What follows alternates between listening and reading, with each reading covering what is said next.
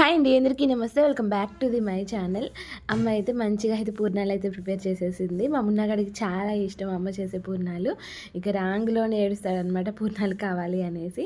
ఇక రాంగులోనే శనగపప్పు అయితే నానబెట్టేసింది. నానిన తర్వాత కుక్కర్లో వేసేసింది అనమాట.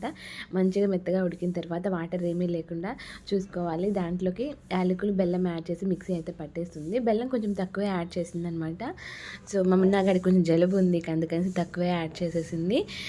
ఇలా పిండి అయితే గట్టిగా ఉండేటట్లయితే ఉండాలండి. మనం ఉండలు చుట్టేటప్పుడు, లడ్డు లెక్క చేసుకునేటప్పుడు గట్టిగా ఉండేటట్లు ఉండాలి. సో పిండి లూజ్గా ఉందనుకోండి, ఆయిల్లో వేసేటప్పుడు అయితే బయటకైతే వస్తూ ఉంటుంది. సో అందుకనేసి ఈ పిండి కొంచెం గట్టిగా ఉండేటట్లే చూసుకోవాలి. నెక్స్ట్ వచ్చేసి దోశల పిండి కూడా గట్టిగానే ఉండాలి, లూజ్గా లేకుండా. ఇంకా ఒక్కొక్కటి లడ్డు లెక్క ప్రిపేర్ చేస్తుంది అనమాట. చూస్తుంటేనే తినాలనిపిస్తుంది, అంత బాగున్నాయి ఇక్కడ. సో మంచిగా ఇలా గుండ్రంగా చేసుకొని అయితే పక్కనైతే పెట్టేసుకుంది. ఒకేసారి చేసుకున్నాం అనమాట. సో మళ్ళీ అక్కడ గ్యాస్ దగ్గర ఒక్కొక్కటి చేయడం ఎందుకు అనేసి ఫస్ట్ ఒకేసారి ఇలా మంచిగా రౌండ్గా చేసుకొని అయితే పక్కనైతే పెట్టేసుకున్నాం లడ్డు లెక్క. ఇది వచ్చేసి లాస్ట్ది. ఇక మొత్తం చేసి పక్కన పెట్టేసుకున్న తర్వాత ఇది వచ్చేసి దోశల పిండి కూడా గట్టిగానే ఉందన్నమాట. సాల్ట్ అయితే యాడ్ చేయలేదు ఈ పిండిలో. ఇక ఒక్కొక్కటి ఇలా పిండిలో డిప్ చేసుకుంటూ ఆయిల్లో అయితే యాడ్ చేస్తుంది. ఆయిల్ వేడిన తర్వాత 1 by 1 అయితే యాడ్ చేస్తూనే ఉంది. సో ఫస్ట్ టైం కాబట్టి కొంచెం తక్కువ యాడ్ చేసేసాం.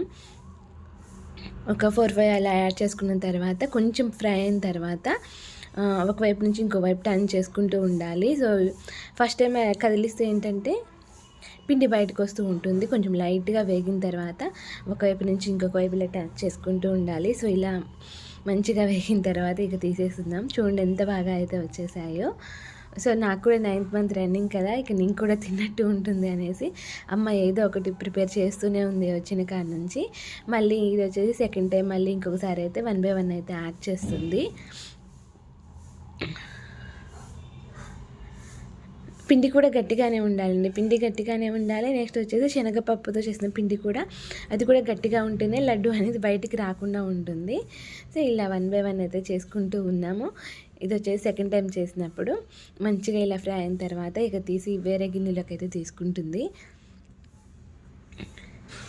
మొత్తం వచ్చేసి ఒక పప్పు డబ్బా అయితే నిండిపోయింది. మా మున్నాగాడైతే మంచిగా తినేసి స్కూల్కి కూడా తీసుకెళ్ళాడనమాట. సో వాళ్ళ టీచర్కి కూడా ఇచ్చేసాడంట. సో బాగున్నాయని చెప్పారంట. సో వాడైతే ఫుల్ హ్యాపీ అయిపోయాడు. 2 days తిన్నాడనమాట. సో మొత్తం వచ్చేసి పూర్ణాలు ఇన్ని అయ్యాయి. సో ఈ వీడియో మీకు నచ్చినట్లయితే లైక్ చేయండి, బాగా నచ్చితే నా ఛానల్ని సబ్స్క్రైబ్ చేయండి. Thank you for watching.